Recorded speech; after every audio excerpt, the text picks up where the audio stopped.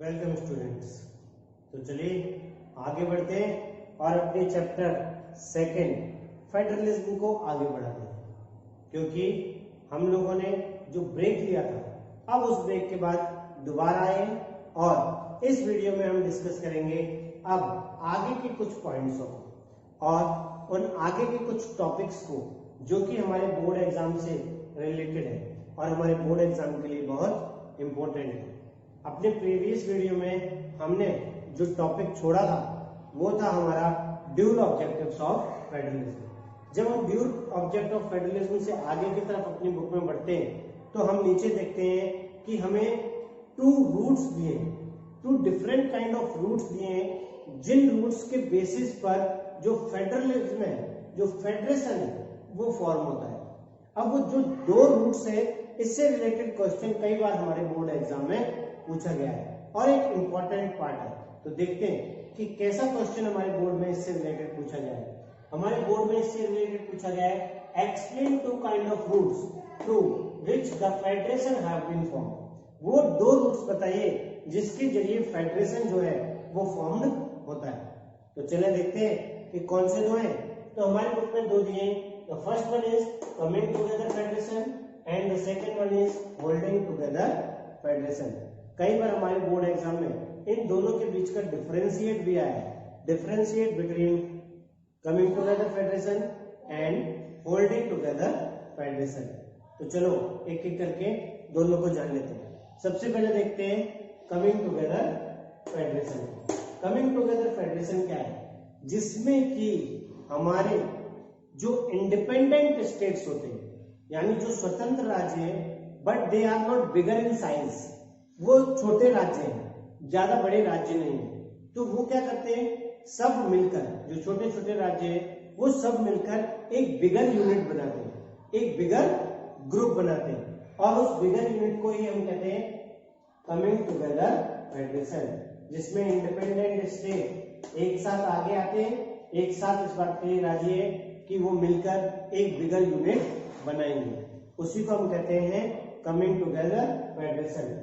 और इस तरीके की फेडरेशन क्यों बनाई जाती है ये भी हमको पता होना चाहिए। आखिर वो जो स्मॉल यूनिट्स है वो बिगर यूनिट में कन्वर्ट क्यों होना चाहते हैं ये हमें पता होना चाहिए, क्योंकि वो बिगर यूनिट में कन्वर्ट होके अपनी जो सिक्योरिटी है उसको बढ़ाना चाहते हैं और जो अपनी फाइनेंशियल स्ट्रेंथ है उसको बढ़ाना चाहते हैं। कोई भी व्यक्ति जब बड़े ग्रुप में कन्वर्ट होता है तो नेचुरल सी बात है वो मोर सिक्योर हो जाता है। अब उसको दूसरों से डरने की जरूरत नहीं होती है। बचपन में कहानी सुनोगी कि एक सिंगल लकड़ी को हम लोग ऐसे इजीली तोड़ सकते हैं, बट जब हम कुछ सारी लकड़ियों का बंडल बना लेते हैं तो उसको तोड़ना मुश्किल है। तो यही रीजन है कि जो स्मॉलर यूनिट्स हैं वो सब एक साथ इकट्ठे होकर एक बिगर यूनिट में कन्वर्ट होना चाहती है और इससे उनको सिक्योरिटी मिलती है, साथ में फाइनेंशियली स्ट्रेंथ भी वो बढ़ती है, उनकी फाइनेंशियल स्ट्रेंथ भी बढ़ती है। इसके बाद हम देखते हैं कि इस तरीके की फेडरेशन में जो पावर है वो सभी यूनिट्स को इक्वली डिस्ट्रीब्यूट की जाती है, इक्वली डिस्ट्रीब्यूट की जाती है स्टेट बेसिस पे। लेकिन अगर इस पूरे बेसिस पर उसकी सेंट्रल यूनिट को देखेंगे तो सेंट्रल यूनिट उतनी पावरफुल नहीं होती जितनी स्टेट यूनिट पावरफुल होती है। अब स्टेट यूनिट क्यों पावरफुल होती है ये भी हमें पता होना चाहिए, क्योंकि यहाँ इंडिपेंडेंट स्टेट्स है जो मिलकर एक ग्रुप बना रहे हैं, तो नेचुरल सी बात है उन इंडिपेंडेंट स्टेट्स को ज्यादा महत्व दिया जाएगा बजाय उन पूरों को कंट्रोल करने वाले एक व्यक्ति को। तो इसलिए जो सेंट्रल गवर्नमेंट है वो कम पावरफुल होती है और जो स्टेट गवर्नमेंट्स होती है ये मोर पावरफुल होती है इन कमिंग टुगेदर फेडरेशन। और जब हम इसका एग्जाम्पल देखेंगे, क्योंकि ये एग्जाम्पल भी हमारे लिए इंपॉर्टेंट है, 1 मार्क्स में हमसे पूछा गया है कई बार कि भैया ये कंट्री जो है ये कौन से फेडरेशन में आती है, कमिंग टुगेदर में या होल्डिंग टुगेदर में। तो यहाँ पर हमें एग्जांपल में यूएसए, स्विट्जरलैंड और ऑस्ट्रेलिया ये तीन नाम ध्यान रखने हैं। ये तीनों कौन से हैं? कमिंग टुगेदर फेडरेशन, जिसमें स्मॉलर यूनिट्स ने मिलकर बिगर यूनिट बनाई है और वो बिगर नेशन बने। अब देखते हैं holding together federation. Holding together federation ये भी एक इंपॉर्टेंट पार्ट है, हमें जो पता होना चाहिए। तो देखते हैं सबसे पहले आखिर होल्डिंग टुगेदर फेडरेशन में क्या होता है। होल्डिंग टुगेदर फेडरेशन में जो बड़ी कंट्रीज है वो क्या करती हैं, अपने पावर को डिवाइड करती हैं और ये डिसाइड करती हैं कि वो अपनी पावर्स को अपनी जो स्टेट यूनिट्स है, अपनी जो स्मॉल यूनिट्स है, उनको वो डिस्ट्रीब्यूट कर देंगे, यानी उनके साथ अपनी पावर को शेयर करेंगे। Large country decide to divide its power between different state and national government, सबको अपनी पावर शेयर कर दी। और इसमें क्या होता है बट इसमें क्या है, क्योंकि लार्ज यूनिट स्मॉल यूनिट को अपनी पावर शेयर कर रही है, इसी वजह से जो सेंट्रल गवर्नमेंट होती है tends to be more powerful, और इसी वजह से जो सेंट्रल गवर्नमेंट है वो ज्यादा पावरफुल होती है, क्योंकि बड़ी यूनिट ने छोटी यूनिट को अपनी पावर शेयर की है, ये ध्यान रखना। इसके बाद देखते हैं थर्ड पॉइंट में हमने साफ दिया है कि different constituent unit have unequal power. यहां पर जो यूनिट्स है, जो स्मॉलर यूनिट्स में पावर डिस्ट्रीब्यूट की गई है, ये डिफरेंट बेसिस पर होती है।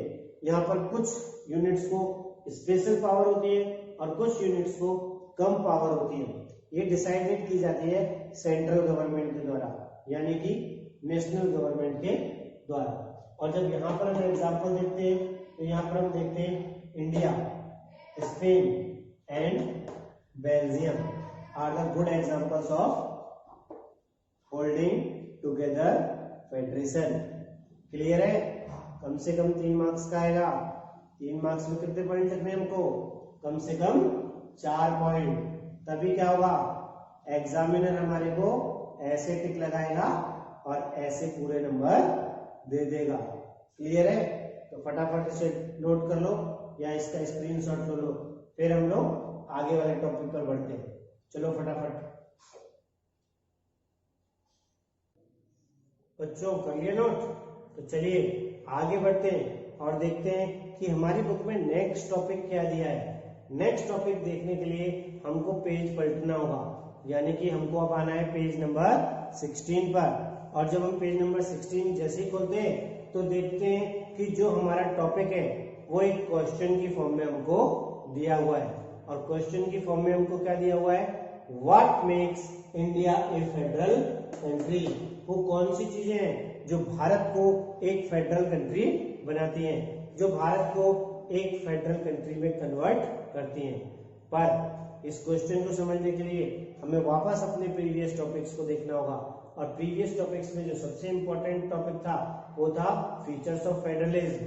अगर फीचर ऑफ फेडरलिज्म से हम लोगों के यहाँ के पॉइंट्स मैच करते हैं तो इट मींस इंडिया में से फेडरल कंट्री, भारत एक फेडरल कंट्री है।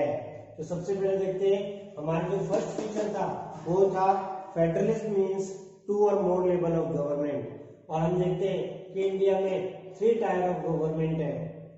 स्टार्टिंग स्टेज में जो हमारी गवर्नमेंट बनी थी तब 2 टायर ऑफ गवर्नमेंट थी, मींस यूनियन गवर्नमेंट जिसको हम सेंट्रल गवर्नमेंट भी कहते हैं और स्टेट गवर्नमेंट। लेकिन बाद में आगे चलकर हमको एक और टायर की गवर्नमेंट की जरूरत पड़ी, तो हमने उसमें लोकल गवर्नमेंट 3 टायर को इंक्लूड कर लिया। और लोकल गवर्नमेंट क्योंकि हम 2 पार्ट्स में डिवाइड करके पढ़ते हैं, एक जो अर्बन एरियाज के लिए होती है और एक वो जो रूरल एरियाज के लिए होती है। अर्बन एरियाज की जो गवर्नमेंट होती है उसको हम लोग म्यूनिसिपैलिटीज कहते हैं, और जो रूरल एरियाज में गवर्नमेंट होती है लोकल गवर्नमेंट, उसको हम पंचायत कहते हैं। क्लियर? तो हमने देख लिया कि इंडिया सबसे पहले फीचर को फॉलो कर रहा है, means more than 2 level of government. और India follow 3 tier of government, union government, state government and local government. तो इस बेस पे तो हम कह सकते हैं कि India is a federal country. Clear? अब इसके बाद देखते हैं नेक्स्ट। हमने देखा था नेक्स्ट फीचर में हमको ये बताया गया था कि वहां पर जो डिस्ट्रीब्यूशन ऑफ पावर है, डिस्ट्रीब्यूशन ऑफ लेजिस्लेटिव पावर है, वो बताया है। मींस जो हमने डिफरेंट लेवल्स बनाए, उन डिफरेंट लेवल्स में जो पावर डिस्ट्रीब्यूशन है वो वाला कॉन्सेप्ट बताया है। तो हम देखते हैं कि इंडिया में जब डिस्ट्रीब्यूशन ऑफ लेजिस्लेटिव पावर की बात करते हैं तो इसको 3 फोल्ड डिस्ट्रीब्यूशन में रखा गया है। 3 फोल्ड डिस्ट्रीब्यूशन मींस यहाँ पर 3 डिफरेंट लिस्ट बनाई गई हैं इन अवर कॉन्स्टिट्यूशन। और इन 3 डिफरेंट लिस्ट में वो वर्क, वो मैटर्स, वो सब्जेक्ट्स मेंशन किए गए जिनको कि किसके, सेंट्रल गवर्नमेंट के, स्टेट गवर्नमेंट के अधीन किया गया है कि भैया ये आपका क्षेत्र है, आपको देखना है, आप इसके कामकाज कीजिए। हमने पढ़ा था ना टीचर में कि भैया क्लियरली मेंशन है कॉन्स्टिट्यूशन में कि किसको क्या काम करना है। तो चलो देखते हैं। सबसे पहले जो हमारी लिस्ट है वो है यूनियन लिस्ट। कौन सी लिस्ट है? Union list. तो देखते हैं यूनियन लिस्ट किसके लिए है। हम देख रहे हैं कि सेंट्रल गवर्नमेंट को यूनियन गवर्नमेंट कहते हैं, तो इसका मतलब क्लियर हो गया। यूनियन लिस्ट में जो सब्जेक्ट्स इंक्लूड होंगे वो सारे के सारे कौन से होंगे? जो नेशनल इंटरेस्ट के सब्जेक्ट होंगे, मींस जो पूरे देश के इंटरेस्ट के सब्जेक्ट होंगे, मींस उनके लिए काम करने वाले सब्जेक्ट्स होंगे, वही हमारे कौन से हैं? यूनियन लिस्ट में इंक्लूड किए गए सब्जेक्ट्स हैं। और हम देखते हैं कि यहाँ पर कि जब ये नेशनल इंटरेस्ट वाले सब्जेक्ट्स हैं तो नेचुरल सी बात है किसके कंट्रोल में होने चाहिए? सेंट्रल गवर्नमेंट के कंट्रोल में होने चाहिए। और सेंट्रल गवर्नमेंट जो है वो इनके लॉ बनाता है और इनके ऊपर वर्क करता है। और इसके बाद अब हमें ये पता होना चाहिए कि भैया कौन कौन से मैटर्स हैं, कौन कौन से सब्जेक्ट्स हैं जिसके ऊपर सेंट्रल गवर्नमेंट लॉ बनाती है और उसको लुक आफ्टर करती है। ये इंपॉर्टेंट चीज नोट कर लेना यहाँ पर, क्योंकि ये 1 मार्क्स में हमसे क्वेश्चन पूछा जा सकता है कि भैया कौन कौन से सब्जेक्ट यूनियन लिस्ट में इंक्लूडेड हैं।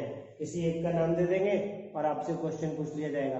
तो यहाँ पर आपको एक क्वेश्चन नोट करना है, क्या कि it is important for 1 marks question. क्या इंपॉर्टेंट है? एग्जाम्पल्स।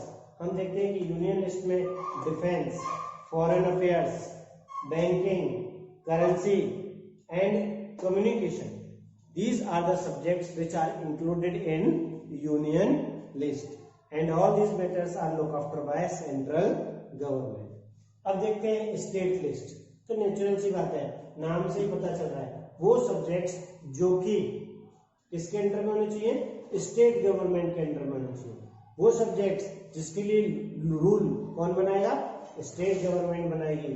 इसका मतलब it include subject of state and local importance.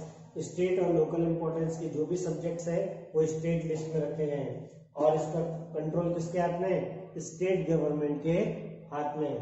यहाँ भी इंपॉर्टेंट है, 1 मार्क्स में पूछा जा सकता है कि भैया कौन कौन से सब्जेक्ट्स है जो स्टेट लिस्ट में है।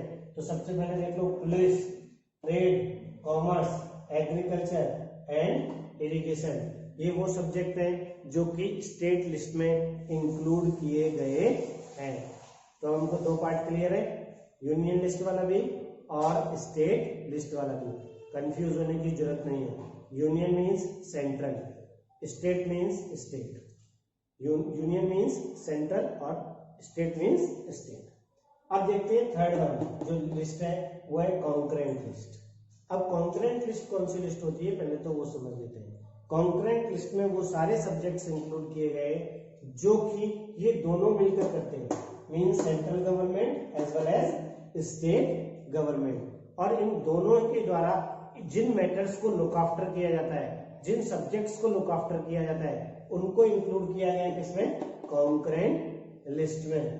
तो देख लें, it include subject of common interest to both central and state government. जब दोनों को ही कंट्रोल दिया गया तो नेचुरल सी बात है वो जिन सब्जेक्ट्स के ऊपर दोनों मिलकर कानून बनाए, जिन सब्जेक्ट्स को मिलकर दोनों देखें, वही है हमारे कॉन्करेंट। तो सेकंड पॉइंट हम क्या लिखेंगे? Both can make law for these subjects. और इसमें कौन कौन से इंक्लूडेड है ये भी हमारे लिए इंपॉर्टेंट है। और लास्ट ईयर ही इसमें से हमारा 1 मार्क्स का क्वेश्चन भी आया है कि भैया कौन सा बता दो कि किसमें इंक्लूड है।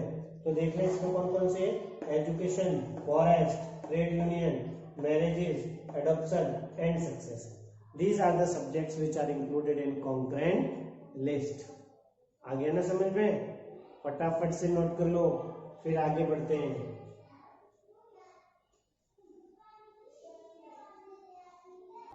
कर लिया नोट बच्चों? चलो ठीक है, अब आगे की तरफ बढ़ते हैं और नेक्स्ट पैराग्राफ को देखते हैं।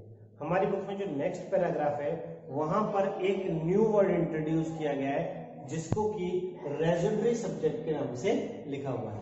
ये भी हमारा 3 मार्क्स का क्वेश्चन आया है। 3 मार्क्स के क्वेश्चन में यहाँ भी हमारे बोर्ड में हमसे पूछा गया है। तो यहाँ पर भी बच्चों एक क्वेश्चन नोट कर लो और लिखो what do you mean by residuary subjects.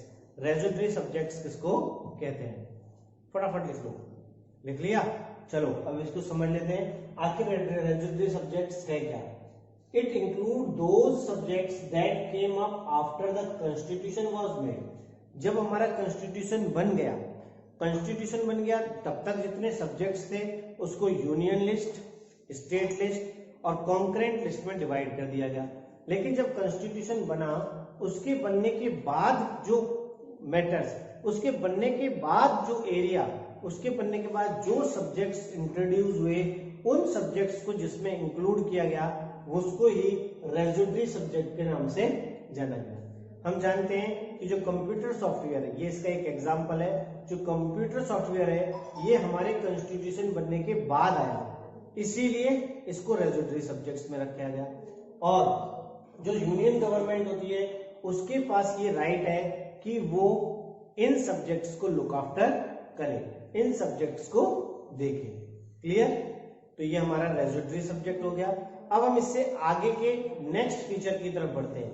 अब तक हमने 3 फीचर्स देख लिए, अब हम चौथे फीचर्स की तरफ बढ़ते हैं। लेकिन चौथे फीचर की तरफ बढ़ने से पहले अब हमको देखना होगा जो 2 काइंड ऑफ रूट्स दिए थे उनको। 2 काइंड ऑफ रूट्स जो कि हमने प्रीवियस वीडियो में डिस्कस किए हुए हैं, वहां पर थोड़ा पहुंचते हैं और अपनी मेमोरी को रिकॉल करते हैं। देखते हैं वहां पर 2 रूट्स थे, एक था कमिंग टुगेदर फेडरेशन और एक था होल्डिंग टुगेदर फेडरेशन। हमने देखा कि इंडिया किसके अंदर इंक्लूड था, बिल्कुल सही, होल्डिंग टुगेदर फेडरेशन में। और होल्डिंग टुगेदर फेडरेशन में हमने ये पढ़ा था एक फीचर कि वहां पर जो स्टेट यूनिट्स हैं, यानी सेंट्रल गवर्नमेंट की जो स्टेट यूनिट्स हैं, वहां पर पावर अनइक्वली डिस्ट्रीब्यूटेड है, यानी it is also a feature of federalism. क्योंकि इंडिया होल्डिंग टुगेदर फेडरेशन है, इसलिए हमको उसको भी ध्यान में रखना होगा। और हम देखते हैं कि इंडिया में जो स्टेट वाइज पावर डिस्ट्रीब्यूशन है वो अनइक्वली है। कैसे? एक एग्जांपल लेते हैं कि हमारा जो इंडिया है, यहाँ पर जम्मू एंड कश्मीर एक ऐसा स्टेट है जो कि स्पेशल जो पावर है उसको एंजॉय करता है। जो जम्मू कश्मीर है वो स्पेशल पावर्स को एंजॉय करता है। भाई कैसे एंजॉय करता है सर, जल्दी बताइए ना, कैसे एंजॉय करता है?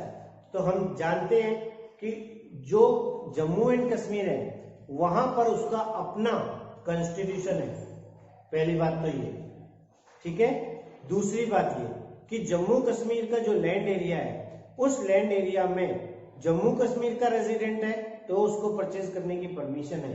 बट अगर वो अदर इंडियन स्टेट्स का रेजिडेंट है तो वो जम्मू कश्मीर में अपना लैंड परचेज नहीं कर सकता, जम्मू कश्मीर में कोई हाउस परचेज नहीं कर सकता। क्लियर? तो हम ये जान देखते हैं कि इंडिया में जो पावर डिस्ट्रीब्यूशन है वो आइडेंटिकल पावर नहीं है, मींस अनइक्वल डिस्ट्रीब्यूटेड है, जिसका दूसरा एग्जांपल हम लोग आगे बढ़ते हैं। तो तब तक फटाफट इसको नोट कर लो, फिर आगे बढ़ते हैं। क्लियर? कर लिया बच्चों? तो चलिए अब आगे बढ़ते हैं और देखते हैं कि हमने एक तो देख लिया एग्जांपल जम्मू एंड कश्मीर का, जिसको कि स्पेशल पावर्स दी हुई हैं। अब हम देखते हैं कि दूसरा एग्जांपल, ये तो एक ही चीज बता रही है, जबकि उसमें क्या कहा था, अनइक्वल डिस्ट्रीब्यूशन होती है पावर की। अब अनइक्वल में हमें अनइक्वलिटी भी तो दिखानी होगी। तो चलिए अनइक्वलिटी में हम एग्जांपल लेते हैं यूनियन टेरिटरीज का। ठीक है, हम ये बात जानते हैं कि union territories are also a part of Indian union. जो यूनियन टेरिटरीज है वो इंडियन यूनियन का ही पार्ट है, जो कि हमारे को नेक्स्ट पैराग्राफ में दिया। अब यहाँ नेक्स्ट पैराग्राफ स्टार्ट होने से पहले एक क्वेश्चन नोट करो, क्योंकि 1 मार्क्स में 2 बार ये क्वेश्चन पूछा गया है। What do you mean by union territories? सबसे पहला जो पैराग्राफ है राइट हैंड साइड का सबसे ऊपर पेज नंबर 17 पर, वहां पर लिखिए what do you mean by union territories. तो यूनियन टेरिटरीज के बारे में फिर हम देखते हैं। देख लिया? तो चलिए अब देखते हैं यूनियन टेरिटरीज। तो यूनियन टेरिटरीज क्या है, सबसे पहले तो उसको देख लेते हैं कि कुछ ऐसे स्टेट थे जो कि एरिया वाइज ज्यादा बड़े नहीं थे, मींस स्मॉल एरियाज थे, लेकिन वो भी इंडिया के साथ अपने आप को जोड़ना चाहते थे, इंडिया के साथ वो रहना चाहते थे। और नेचुरल सी बात है, उनके पास एरिया बड़ा ना होने की वजह से वो एक इंडिपेंडेंट स्टेट नहीं बन सकते थे।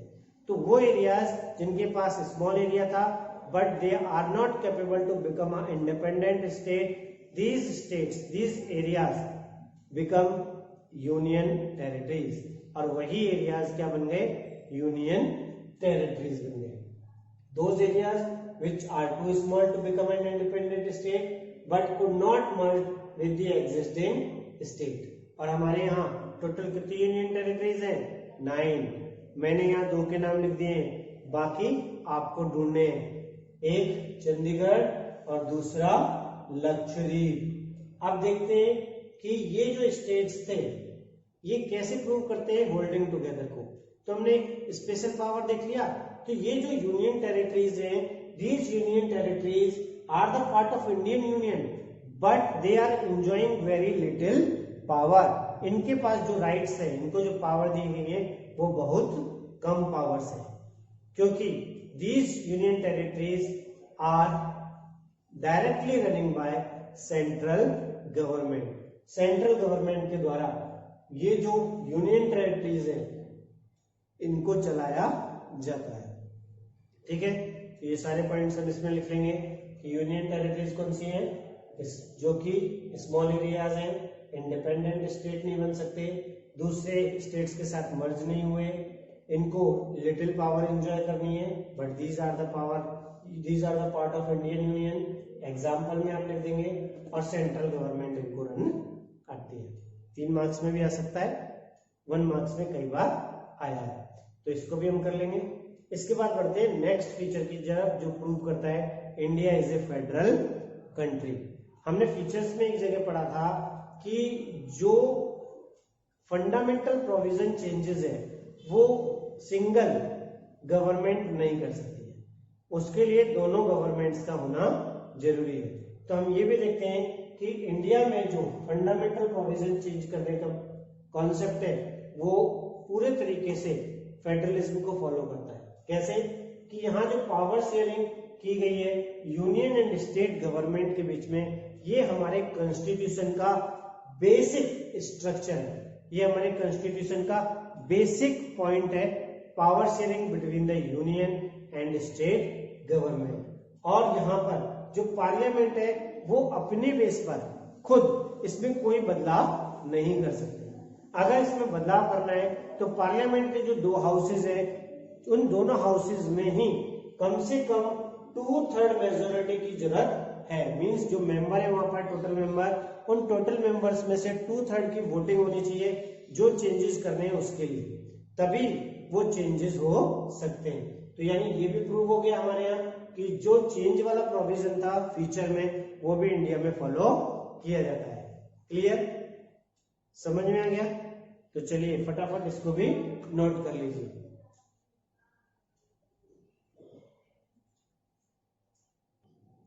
तो कर लिया बेटा नोट। अब चलते हैं लास्ट पॉइंट्स की तरफ, क्योंकि अगर ये लॉन्ग आंसर में आया तो हमको 5 की जगह कितने पॉइंट लिखने हैं, 6 पॉइंट्स।